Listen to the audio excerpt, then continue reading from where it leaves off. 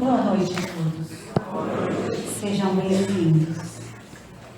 Hoje, para brilhantar o nosso tema da noite, nós vamos utilizar os fatos relatados no livro Paulo e Estevão, psicografia de Francisco Cândido Xavier, pelo Espírito Emmanuel.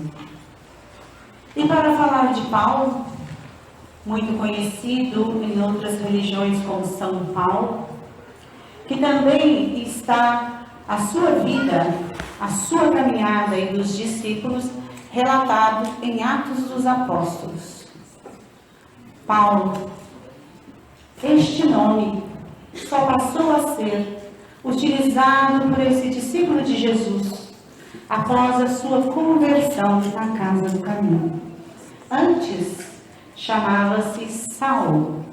Morava na cidade de Tarso, de uma família que utilizou todos os recursos financeiros para que ele pudesse ter uma situação abrilhantada na sua carreira diante do Sinédrio. Saulo estudou na melhor faculdade de Tarso. Conheceu todas as literaturas com os melhores mestres. Saulo, a pedido de seu pai, foi encaminhado ao Templo de Jerusalém, onde lá estudou com Gamaliel as Escrituras Sagradas, toda a lei de Moisés, tornando-se assim um fariseu, conhecedor das leis judaicas, defensor da lei de Moisés. Tornou-se doutor da lei. Vamos encontrar Saulo no ano 35 depois de Cristo, na sua juventude, por volta dos 30 anos, em Jerusalém, convidado a participar de uma confraternização na casa de Zacarias. Lá na casa de Zacarias, ele conhece Abigail, se apaixona, e ali começa um relacionamento para o futuro, um futuro de entrelaçamento familiar, amoroso, de esperança. Mas Abigail, essa sua noiva tão amada, tinha um irmão chamado Gesiel. Gesiel, nas atribulações da sua caminhada, tinha sido enviado como cativeiros nas galeras. E Gesiel, em determinado momento dessa tua trajetória, ele retorna a Jerusalém, muito abatido, muito doente. Ele é cuidado por Simão Pedro, na casa do caminho. Muito estudioso, Abigail e Gesiel também tiveram contato com as Escrituras, fé no Pai amoroso e bom. E ali, orientado por Simão, Gesiel assume o nome de Estevão por conta do seu passado. E sob a orientação também de Simão Pedro, ele torna-se um grande divulgador do Evangelho de Jesus. Nas suas pregações, ele atraía multidões, porque ele convencia do teu amor, com a sua fé, inspirado pelo mais alto, que Jesus era o Messias prometido, trazendo inclusive dos templos religiosos alguns convertidos. E essa situação estava incomodando o Sinédrio. Nesse instante, Paulo toma conhecimento, nesse caso Saulo, toma conhecimento do que estava acontecendo na casa do caminho, a primeira casa de caridade do Evangelho, dos discípulos de Jesus. E aí, Saulo vai assistir uma pregação de Estevão. E ali naquela pregação, onde ele defende Jesus, fala do Messias prometido, de toda a trajetória do Mestre, relata todo o conhecimento da lei, em que está em Jesus o Messias tão esperado e tão amoroso. Mas Paulo, no caso Saulo, se sente afrontado, porque, educado perante o Sinédrio, não aceitava que o Messias pudesse vir do meio dos pobres. Contraditório em suas convicções, ele tenta uma desavença com Estevão, ali, trocar ideias, uma discussão, mas Estevão não aceita a controvérsia ali em público. Saulo, muito contraditório, retorna e começa ali o seu rancor, a sua mágoa por aquela instituição, a Casa do Caminho, e pelos seus seguidores. Então, Saulo começa a perseguição aos cristãos e manda prender Estevão e os discípulos. No julgamento de Estevão, nós temos aí Gamaliel, o benfeitor, o instrutor no Sinédrio de Saulo. E Gamaliel intervém a favor dos discípulos, mas não consegue que Estevão não seja apedrejado. Portanto, é marcado o apedrejamento para Estevão, a morte para Estevão, e ali Saulo era a pessoa responsável por esta ordem. Nesse interim todo desses acontecimentos, Saulo retornava à casa de Abigail para o seu entrelaçamento, preencher a sua intimidade com esse amor. E lá comentava de Estevão para Abigail, mas Abigail não sabia do irmão, não sabia se estava vivo, se estava morto, só tinha esperanças. E Saulo convida Abigail para conhecer os seus familiares, justamente neste dia do apedrejamento de Estevão. Abigail vai, e quando chega, a situação do apedrejamento já estava acontecendo. Estevão já estava muito machucado, mas ela toma um susto quando vê aquele jovem atado ao tronco, genuflexo, ensanguentado. Ela reconhece nele o seu irmão Gesiel. Mas como Gesiel? Ela pede a Saulo, implora a Saulo pelo seu amor, para que pudesse a ter com Estevão, conversarem. Muito contrariado, Saulo falou, mas como pode o destino nos colocar a minha amada contra o meu maior inimigo? Mas ele dá ordens para que removam Estevão para uma sala reservada, onde os três possam conversar e esclarecer a situação.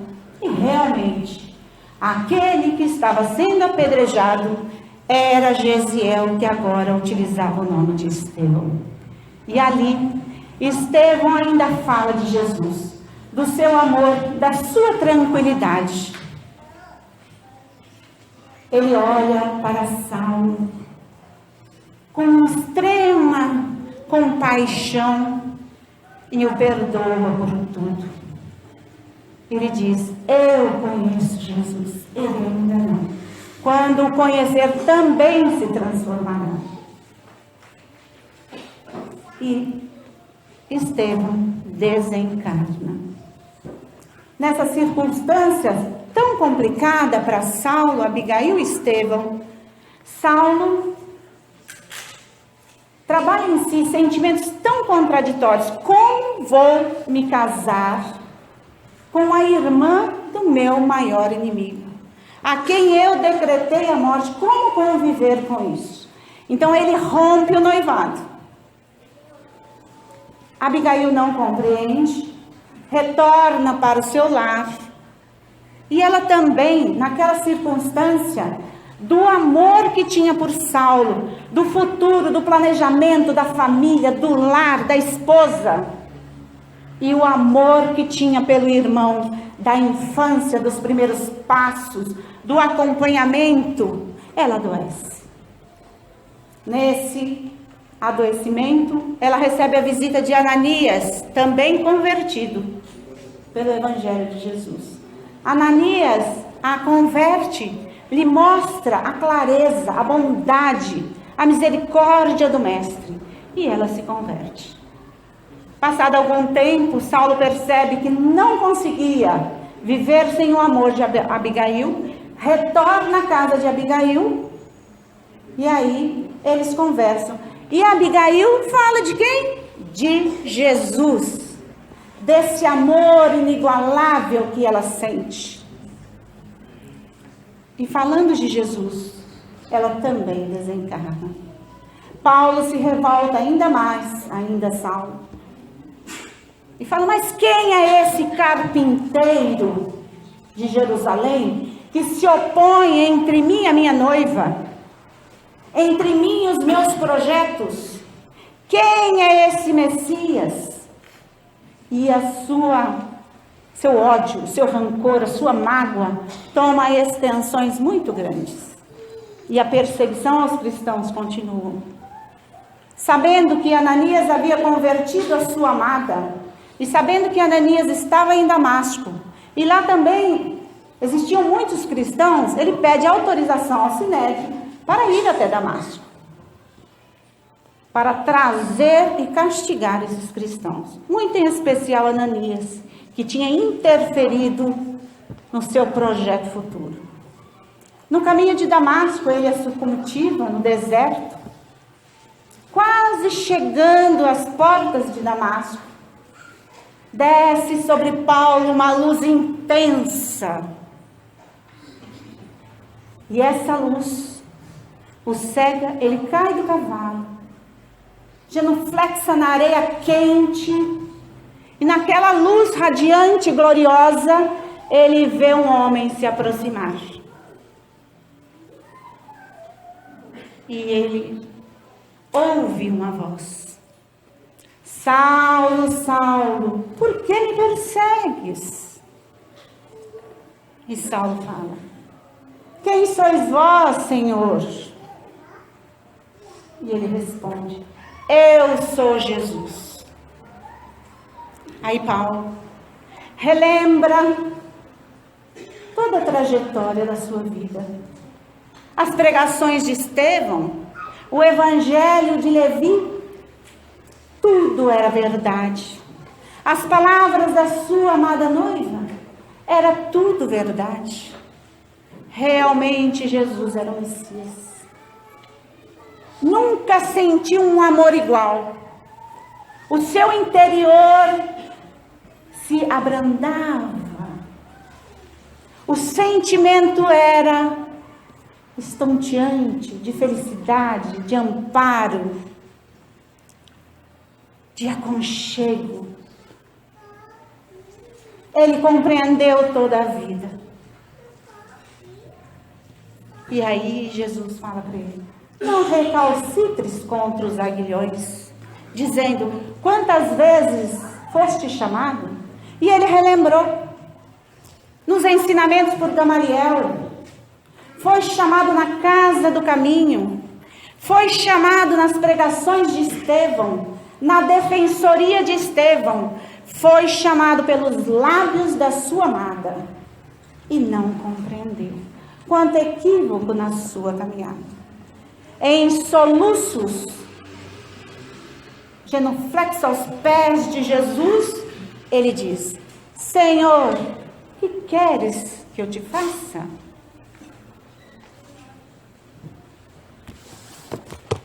Passados 3 anos após o encontro de Saulo de Tarso na estrada de Damasco, nós vamos ver exatamente na sua cidade, em Tarso, um Paulo modificado, um Paulo que não era mais aquele doutor da lei. Então, orgulhoso, uma pessoa tão cheia de amor pelas regras, pelas leis, uma pessoa que ocupava uma posição social, tinha muitos amigos. Passado 3 anos do encontro de Saulo com Jesus, nós vamos encontrá-lo em Damasco de uma forma muito diferente. Um Saulo que ficara 3 anos no deserto, exercendo a sua primeira profissão, do qual o pai teria passado como tecelão. Aquele momento de reflexão da sua vida foi necessário. Entretanto, ali se encontrara em Tarso, após a saída da casa do seu pai, que não reconhecia mais ele, Saulo, como um filho, já que ele abraçara a crença do capítulo. E ele, desolado, naquele momento, sem dinheiro, tinha recebido uma pequena quantia do pai, porque estava muito vulnerável, sem amigos, sem aquele status que ele tinha. Ele sai da cidade para repensar quais seriam as diretrizes dadas naquele momento tão doloroso, porque muitas dificuldades ele passara depois que, ao sair do deserto e voltar a Damasco, ele foi enxotado por aquele povo do judaísmo que eram seus amigos. Ele foi ridicularizado. E nós vamos percebendo ali, naquele momento introspectivo que Saulo precisava, né? Com tantos dissabores, principalmente no momento mais difícil, onde ele continuou fazendo a sua opção pelo mestre. E ele se recolhe. E ele vê que a noite cai, e ele começa a repensar, e ele é levado para um lugar muito diferenciado. Um lugar que depois, na Epístola aos Coríntios, nós vamos ter um trecho onde ele fala desse lugar onde ele foi levado. E ele, ali, ele sente a aproximação de passos. E ele sente naquele momento a presença da sua noiva espiritual, do amor da sua vida, Abigail, com Estevão, o seu irmão.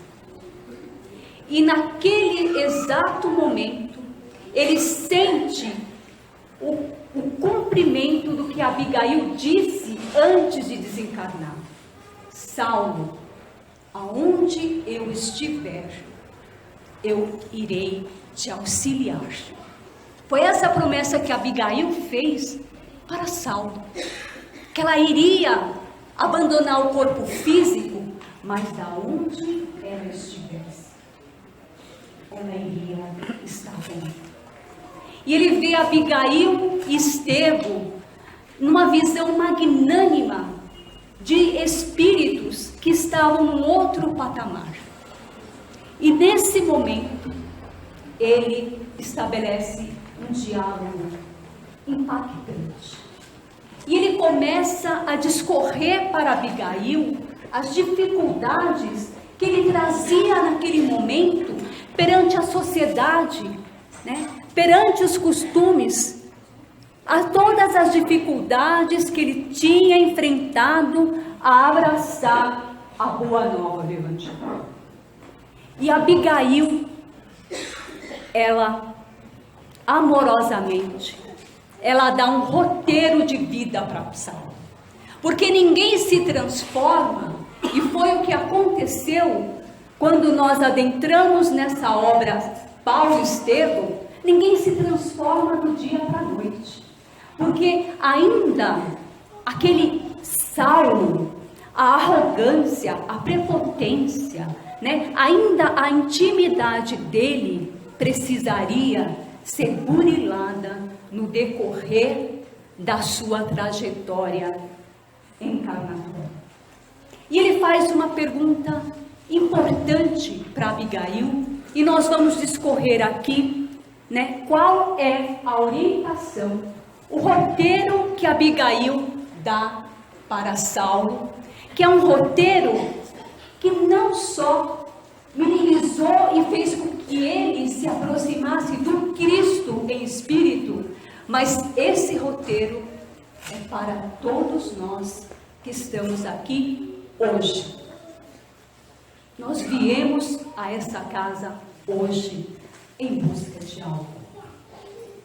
A primeira pergunta que Saulo faz para Abigail, ele diz: que fazer para adquirir a compreensão perfeita dos desígnios do Cristo?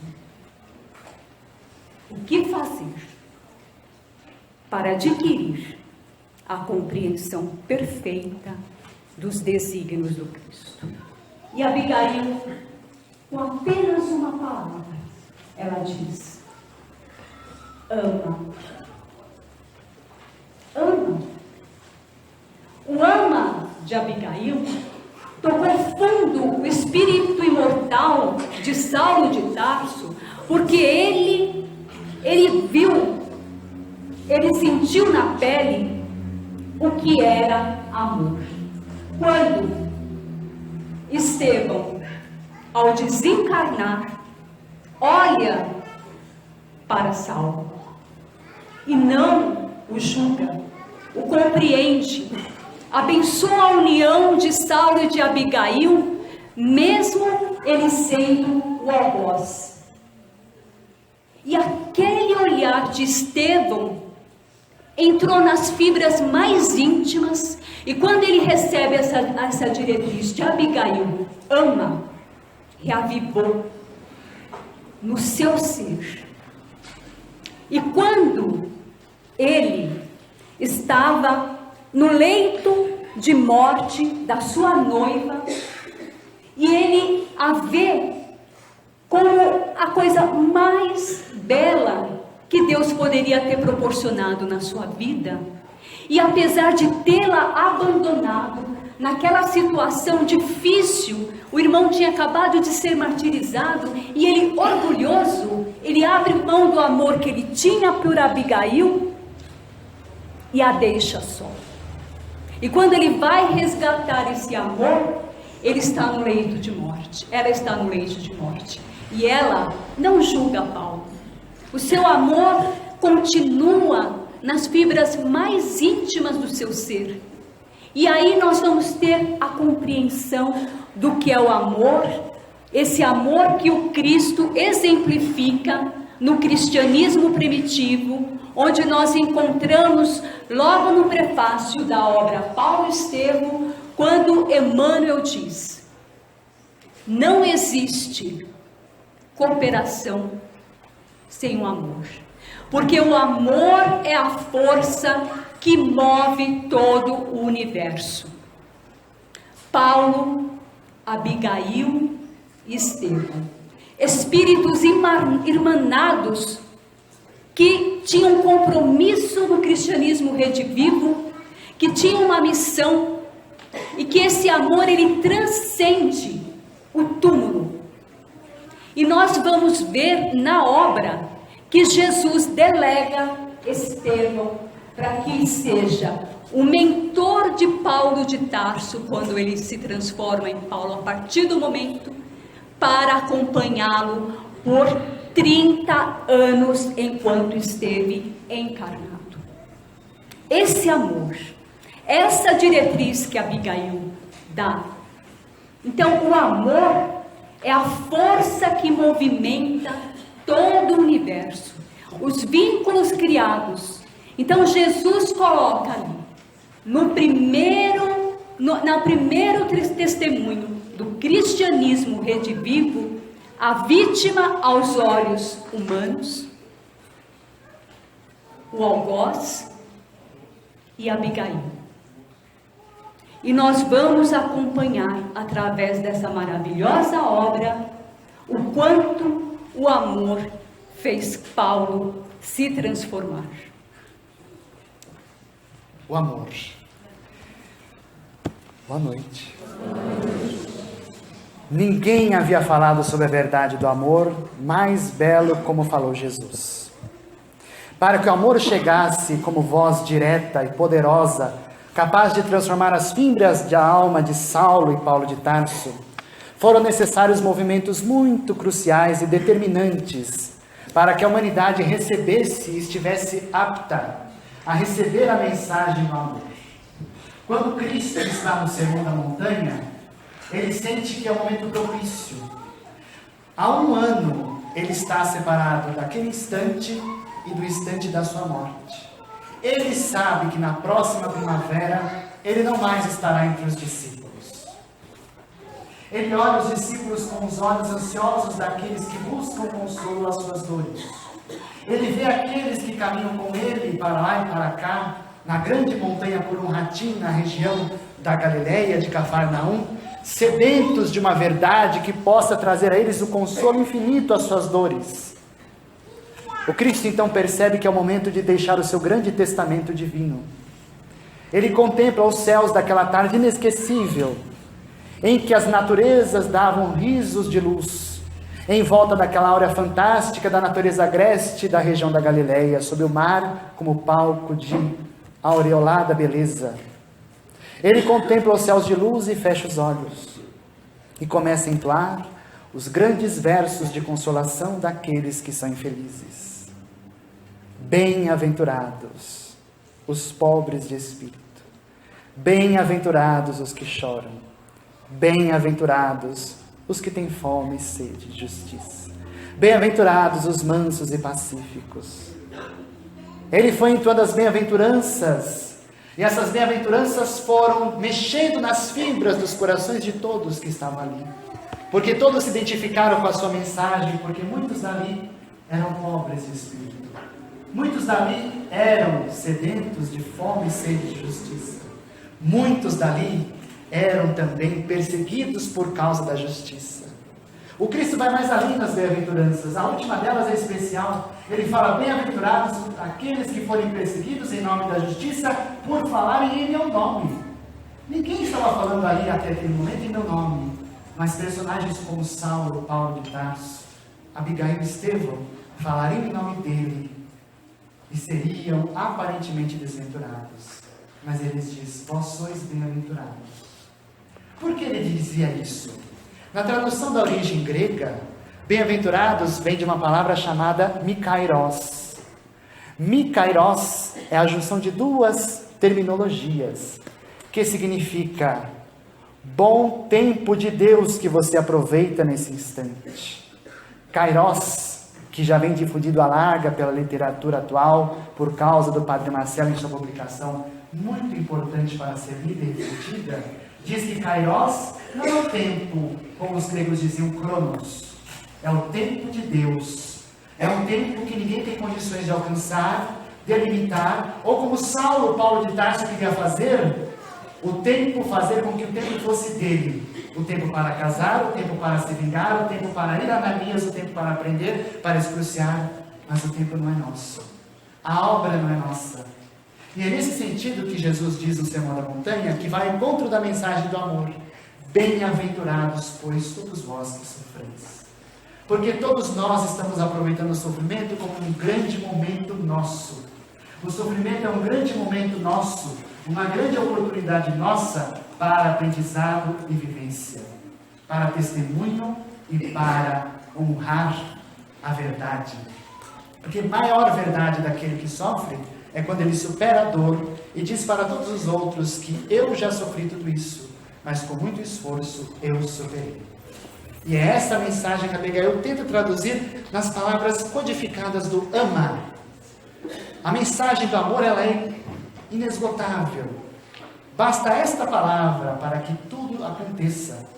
O Espírito Lázaro, do Evangelho segundo o Espiritismo, deixa essa mensagem muito poderosa ao dizer: quando ele proclamou essa palavra, Os homens, os sofredores, se levantaram do seu sofrimento e, ébrios de esperança, desceram ao circo, sacrificando a si mesmos em nome da verdade. E é isso que Abigail queria deles. Queria de Saulo, que ele amasse, antes de qualquer outra coisa. E era o que o mestre queria daqueles discípulos. Que eles não se desonrassem por acharem que sofrem. Porque, bem ou mal sofrendo, esse sofrimento seria um momento oportuno para grandes progressos evolutivos que nem eles seriam capazes de imaginar. Pedro, João, seriam grandes referências para Saulo, Paulo de Tarso. Cristo já sabia, mas ele não podia dizer naquele instante. Muitas das mensagens que nos consolam são codificadas, porque o tempo e a obra não são nossos. Por isso, bem-aventurados todos nós, que estamos nesse instante aqui. E continua Saulo a indagar Abigail sobre as aflições da sua alma. E ele faz a segunda pergunta a Abigail: como fazer para que a alma alcançasse tão elevada expressão de esforço com Cristo Jesus? Como fazer para que a alma alcançasse elevada expressão de esforço com Cristo Jesus? E Abigail diz a ele: trabalha. O trabalha, nós vamos ver ao longo da vida de Saulo o quanto esse apóstolo dos gentios movimentou as suas energias para a propagação do Evangelho. Vamos ver que ele sai como doutor da lei, ali, no Sinédrio, onde estava acostumado a ser admirado, aplaudido, e ele volta ao teatro. Começa a trabalhar como tecelão. Nós vamos observar ali Paulo de Tarso percorrer infindáveis quilômetros, quanto esse apóstolo ele desbravou. Ele andou milhares e milhares de quilômetros para fundar as comunidades. Entretanto, esse não foi o seu maior trabalho. O maior trabalho de Paulo de Tarso foi o trabalho que ele realizou, um trabalho individual, um trabalho íntimo, um trabalho que não necessariamente a gente vê resultados imediatos. O trabalho que Paulo de Tarso realizou foi a sua transformação interior. Porque de nada vale a gente fazer as coisas externas, somente para os outros ver, fazer ações que não estão conectadas com o que nós temos interiormente. Fundam-se instituições, muitas vezes damos sopas, muitas vezes damos o pão, a esmola, o agasalho, mas não conseguimos ouvir respeitosamente alguém. Muitas vezes não conseguimos, damos a moeda, mas não conseguimos dar o aperto de mão e o abraço. Esse trabalho que nós vamos observar durante todo o período que Paulo de Tarso ficou encarnado, foi o trabalho mais difícil, mais árduo, porque caminhar, dormir ao relento, ficar sem comer, passar sede, passar frio, para aquele apóstolo não foi tão difícil. Mas sair de Saulo e se transformar em Paulo, esse foi o maior desafio.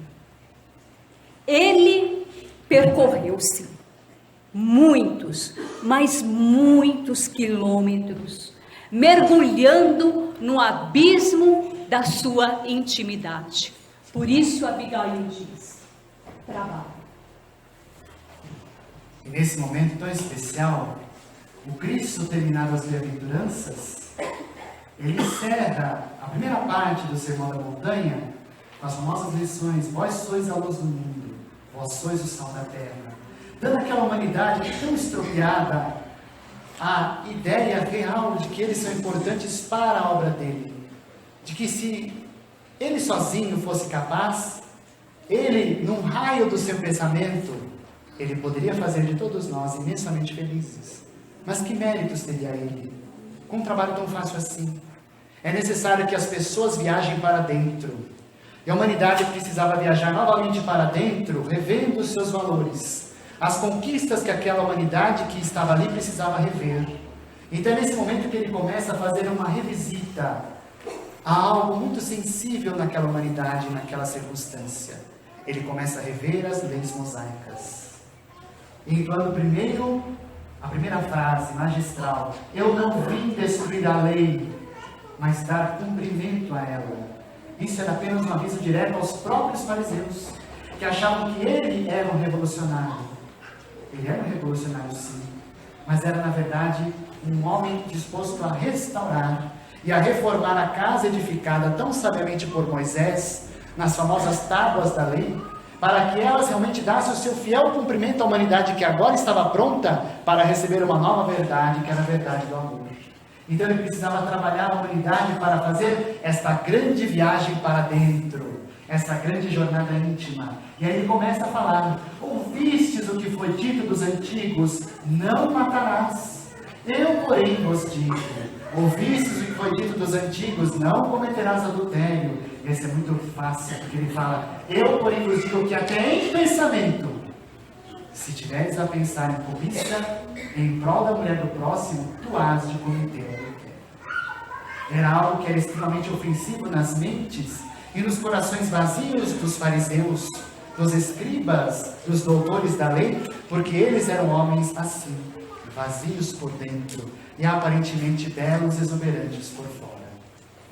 Essa grande tarefa de rever a lei mosaica chega na culminância quando ele finalmente fala o grande impropério do ponto de vista dos fariseus, quando ele diz: ouvistes o que foi dito dos antigos, amarás ao teu amigo e odiarás o teu inimigo. Eu, porém, vos digo, que coragem ele teve, ama o teu inimigo, fazei o bem àquele que vos odeiam, e fazei o melhor ainda para aqueles que vos perseguem.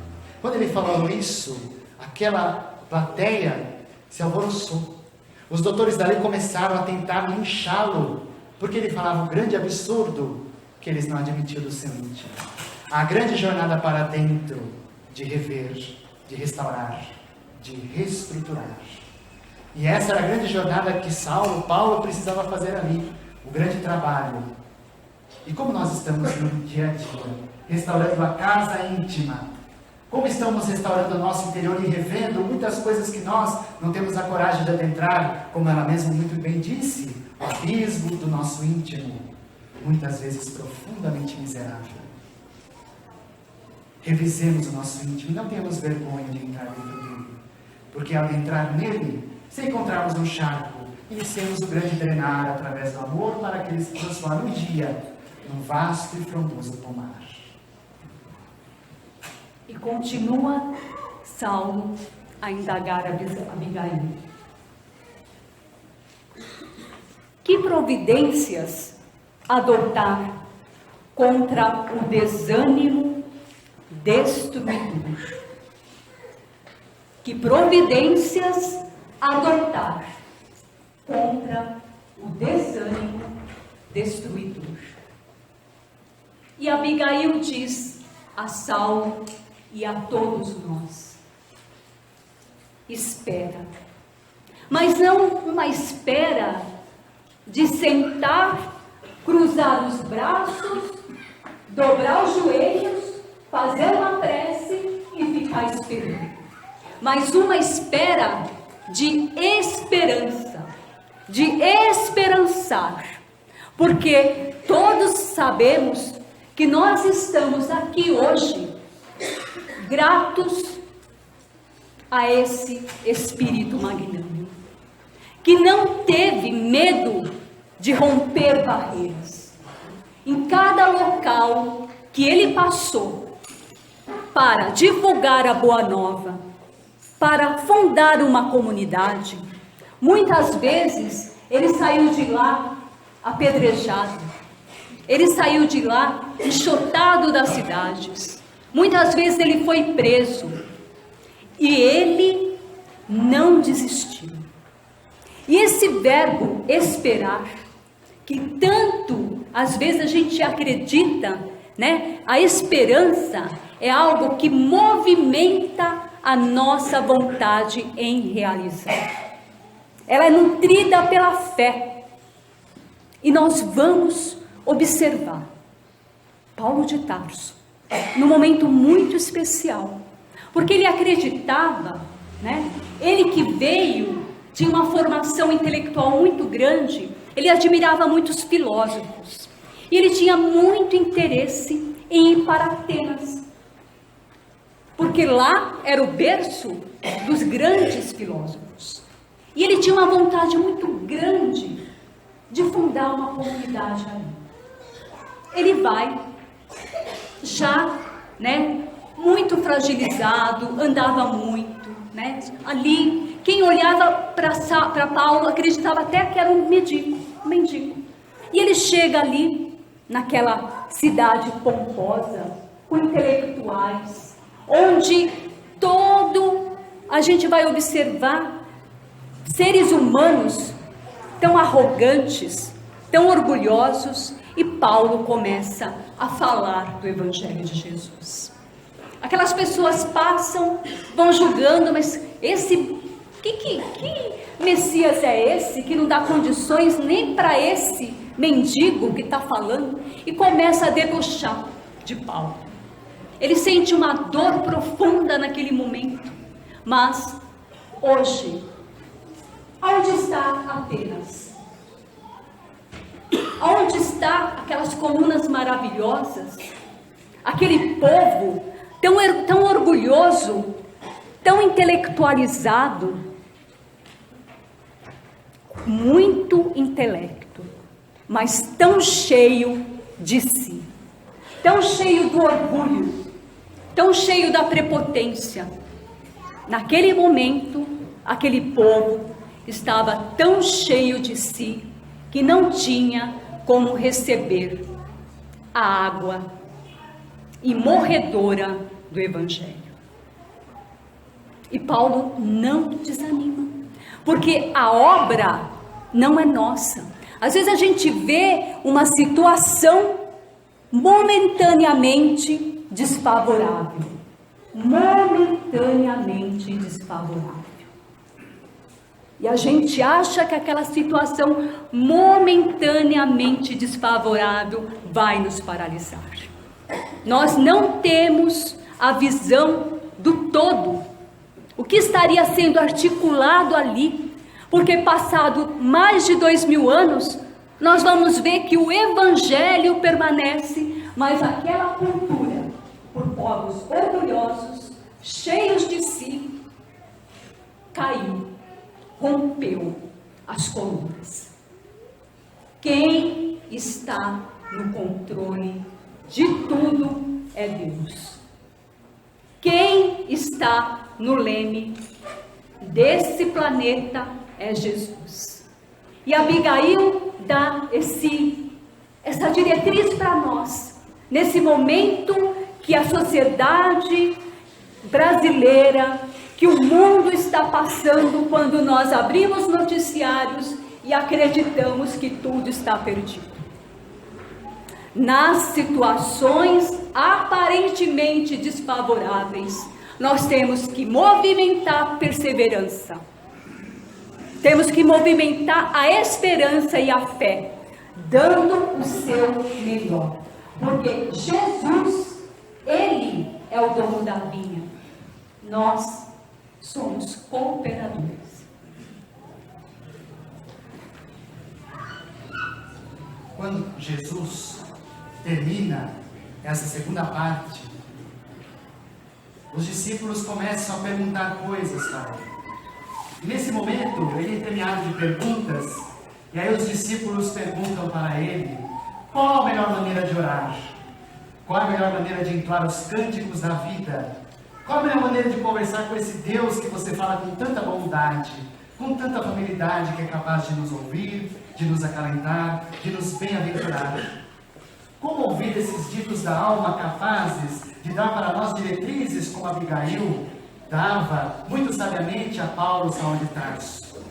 E aí o Cristo diz para os seus discípulos: não fazeis como os hipócritas fariseus que vão na sinagoga se exibirem. Volta para o solilóquio do teu quarto e guarda o teu Pai que te está em segredo contigo e ora para Ele, somente para Ele. Busca o solilóquio do íntimo. E ainda assim a ansiedade era tamanha porque aqueles olhos e aquelas bocas eram bulhentas, sedentas de uma verdade maior. Então é nesse instante mágico que ele olha para os céus, as vozes perguntavam: ensina-nos a orar. E aí ele entoa os 9 versos mais imortais que a humanidade já entoou.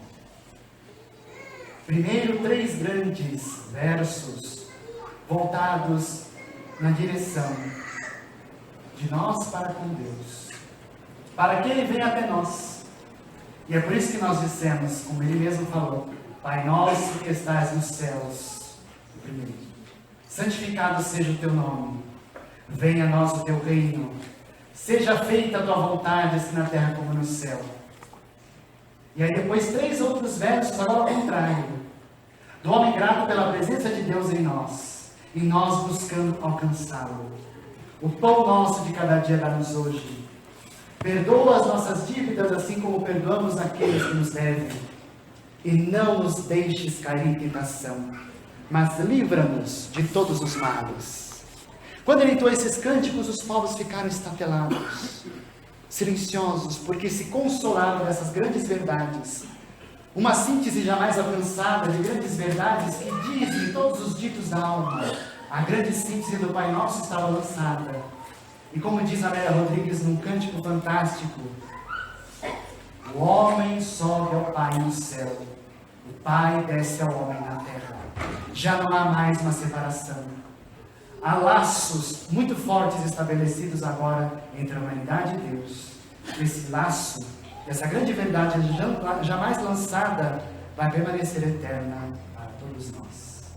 Trabalhemos na prece, em prol da paz universal, em prol dos irmãos em países em conflito, em prol dos nossos líderes, em prol de nosso país, em prol de nós mesmos. Porque se vazios eles estão, ou até mesmo cheios de soberba e de ganância, nós, vazios que estamos, preenchemos o nosso íntimo com o grande fluido liquefeito da prece que nos refresca a alma e nos traz uma paz inesquecível. E Paulo finaliza o seu diálogo com Abigail com uma última pergunta. Ele diz: como conciliar as grandiosas lições do Evangelho com a indiferença dos homens? Como conciliar as grandiosas lições do Evangelho com a indiferença dos homens?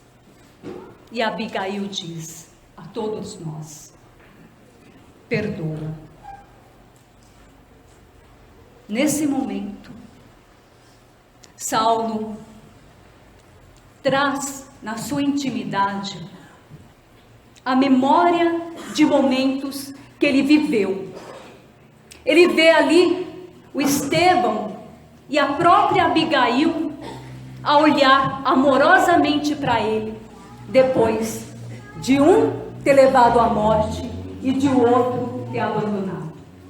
Ele se vê ali no deserto com Áquila, depois de mais de 1 ano e meio, quando ele vai abrir a sua intimidade e dizer para aqueles dois, Áquila e Prisca, que compartilhou a sua intimidade naqueles 3 anos, ele vai dizer: eu sou o Saulo de Tarso, aquele que perseguiu os cristãos, aquele que deu ordens para tantos que trabalhavam comigo para cometer atos de atrocidades. O teu pai que desencarnou em função de ter tirado tudo que ele tinha de posses. E ele começa a falar, e Áquila envolve Saulo num abraço amoroso. E esse abraço para Saulo representava todas aquelas pessoas que foram perseguidas por ele. É como se ele estivesse se redimindo. E depois nós vamos encontrar Paulo, quase no final da sua jornada terrena. Ele tinha se programado para ir a Roma. Ele tinha muita vontade de ir a Roma. Estava tudo certo.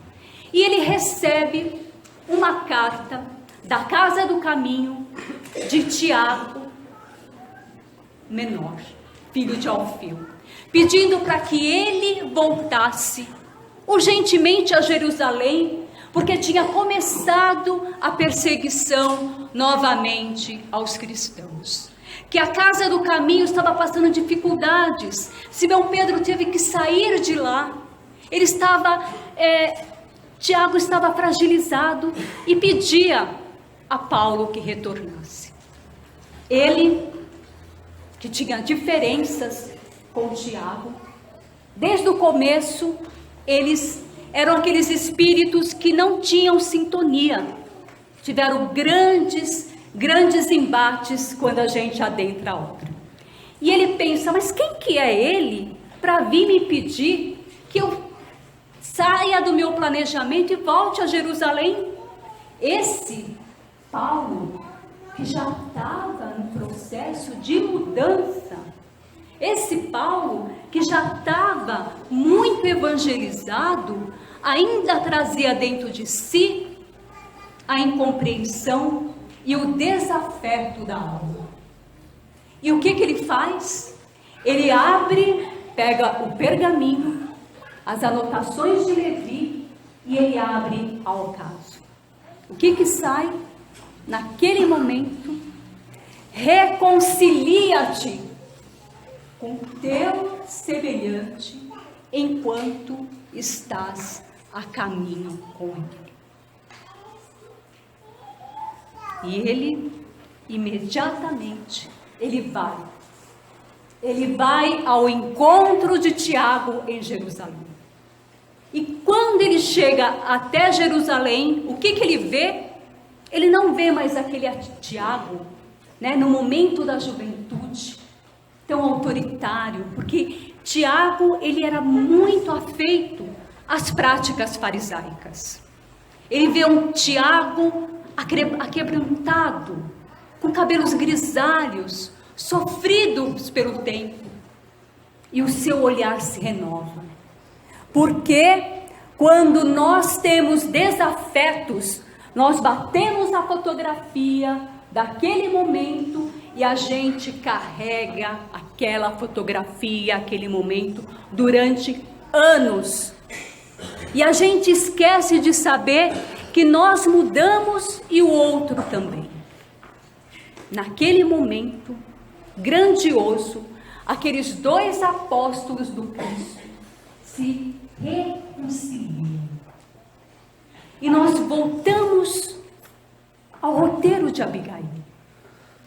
O ama, o trabalha, o espera e o perdoa.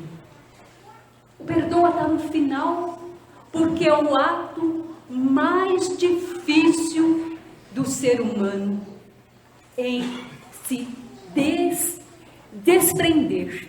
E diz Emmanuel que quando nós temos dificuldades de perdoar, procuramos ir desatando os nós nas proximidades, porque muitas vezes acreditamos que cortando os laços, indo morar num país e no outro, se distanciando, que está resolvido. E não é verdade. E nós vamos encontrar ali, no momento final do desencarne de Paulo de Tarso, quando ele foi, num momento assim difícil, decapitado, e ele é levado para um lugar ele está cego e Ananias vem recuperar a visão dele espiritual. E Paulo, ele percorreu um caminho de 30 anos para essas diretrizes do ama, do trabalha, do espera e do perdoa, que são diretrizes para a nossa intimidade. Então, o abismo que tinha entre Saulo e Jesus, ele foi transportado. Quem vai recebê-lo no seu desencargo? Jesus no meio, Abigail do lado direito, Abigail do lado esquerdo, Estevão do lado direito. Paulo, na sua jornada encarnatória, ele seguiu o roteiro. Ele transportou todas as inferioridades que trazia em si e conseguiu chegar ao Mestre. Num abraço afetuoso quando Jesus vem. Saulo, vinde a mim, dai-me um abraço. Nesse instante tão especial em que se encerra aquela tarde inesquecível do Sermão da Montanha, o Mestre já está enternecido por aqueles corações esperançosos da sua mensagem.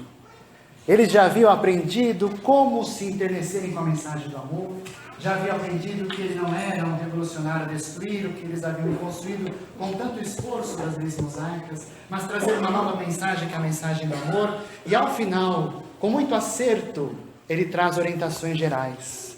Como se ele dissesse para cada um daqueles que precisavam ouvir aquela orientação específica: olhai para os lírios do campo, olhai as aves do céu, elas não se preocupam com amanhã, não se espantem com amanhã, deixe para cada dia o teu mal.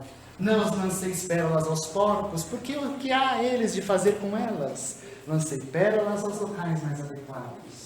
Entre outras orientações, como uma muito significativa e especial, que é a última, e que eu acho que é a mais importante: edificai a casa sobre a rocha, porque nela o vento passa, a chuva cai, os rios correm e ela não cai, não derruba. Porém, não edifiques a casa sobre a areia, que o vento passa, a chuva cai, o rio corre e a casa se desmorona. Edificai sempre a casa em ti, sob a rocha. E que rocha é essa que vamos encontrar para edificar esta casa? Que casa é esta, meus senhores e minhas senhoras? É a realeza terrestre, é o mundo que habitamos. Onde ela está fincada? Em bases muito mais sólidas do que podemos imaginar. E nesse instante, quando ele termina esse sermão, cercado de profunda autoridade, não porque ele era soberbo, mas porque ele era o mais sábio de todos, mas com humildade, ele dividiu o seu conhecimento aos discípulos que eram capazes, eles, de levar para todos os cantos. Há vários personagens que os romances espíritas trazem que por um instante estiveram no Sermão da Montanha. Homens ricos, pobres, mulheres nobres, homens miseráveis, convertidos, prostitutas, doutores da lei. Quando Cristo dava o Sermão da Montanha, e Levi sem dúvida estava anotando com afinco as diretrizes, ele não estava dizendo a uma multidão nos rincões da Galileia. Ele estava deixando um ditado para que a humanidade carregasse. Levemos o Sermão da Montanha não como uma bronca, porque a própria palavra diz equivocadamente. Levemos o sermão como uma grande ordem de comando, para que, conforme o Espírito Verdade diz no prefácio do Evangelho segundo o Espiritismo, sob as ordens dos anjos, tal qual trombetas que se ressoam, eles descem dos céus, trazendo uma nova mensagem a consolar os corações. Sejamos como Saulo, Paulo de Tarso. Ergamos do lodaçal da nossa miséria moral e façamos a construção desde já da edificação deste grande pomar, esperançosos que um dia possamos alcançar o ápice moral que Paulo alcançou, com muito esforço e principalmente imbuído de profunda vontade de esperança de dias melhores. Em espírito, façamos como ele, que sempre levava como diretriz principal o olhar para a frente e nunca olhar para trás. porque em espírito descobriremos que nós estamos despertos, sempre rumando para a grande luz. Antes de encerrarmos, nós vamos assistir um vídeo de divulgação de um convite, e nós queremos estender esse convite a todos vocês.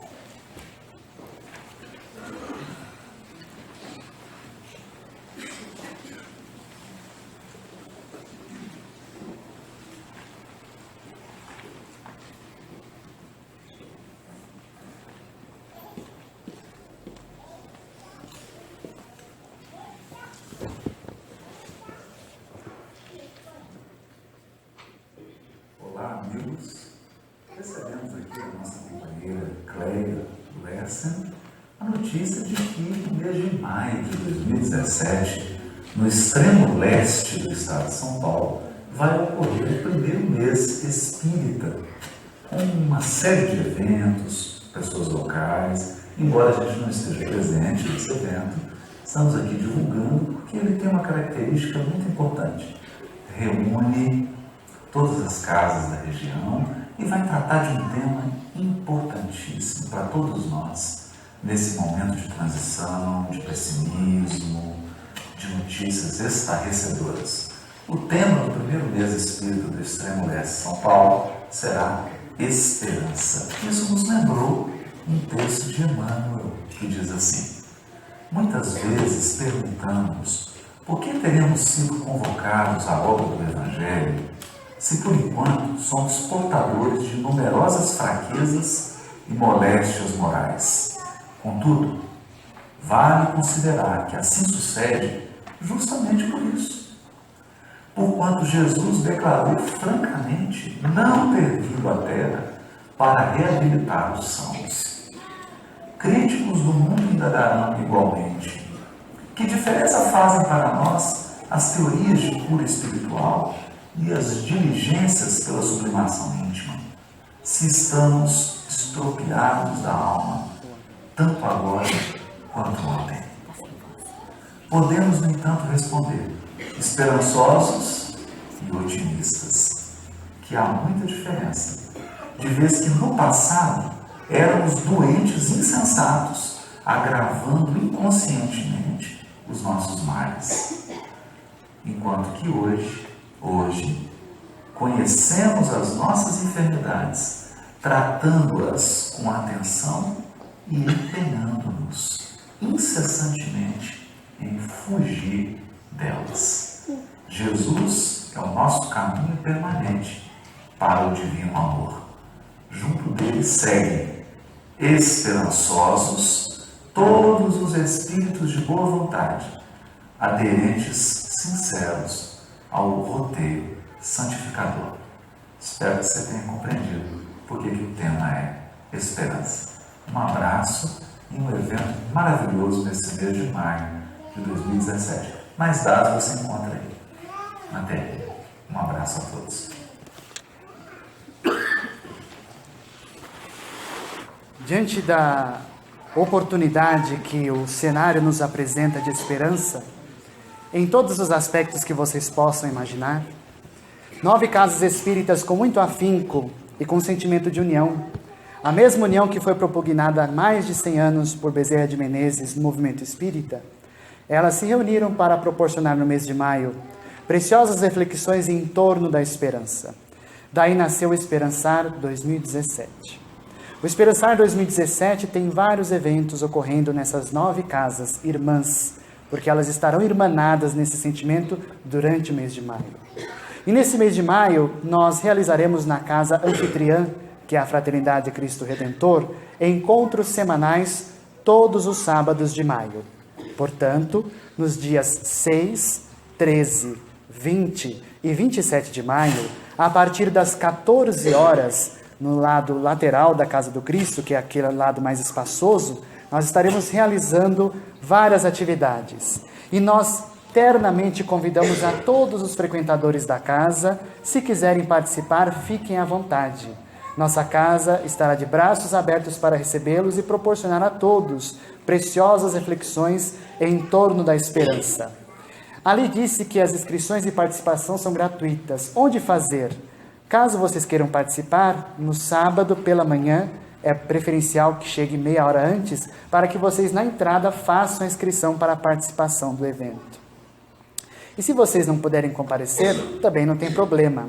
A Casa do Cristo Redentor e as 9 casas estarão realizando ao longo das semanas palestras relacionadas ao mesmo tema, temas com os quais muito mais brilhantes serão apresentados, como foram apresentados aqui por Cleia, por Edna e eu. E nós desejamos que esse mês de maio, onde essas 9 casas imbuídas no sentimento de união estejam irmanadas numa sintonia fina de esperança, para que ela possa atingir o teu íntimo e fazer em teu imo o grande movimento que fez com Paulo, Saulo de Tarso, os discípulos, e o próprio Mestre, desejoso de esperança, lançou-se à carne e veio trazer para nós a verdade inquestionável do amor. É por isso que eu gostaria, neste momento, ao enumerar as 9 casas participantes, que é Fraternidade Cristo Redentor, Centro Espírita Casa de Jesus, Grupo Espírita Pescadores de Amor, Núcleo Espírita José Carlos do Patrocínio, Lar dos Humildes, Centro Espírita Dr. Augusto Militão Pacheco, Centro Espírita Aprendizes do Evangelho de Guaianazes, Núcleo Assistencial Fraterno Lar de Maria, Grupo Espírita Missionários da Luz e Sociedade de Estudos Espíritas Leon Denis, pedir para que todos, em vibrações de muita esperança para todos nós que vamos participar desse evento, desejamos para todos nós um excelente mês de maio. E obrigado a todos pela oportunidade. Uma salva de palmas a todos nós.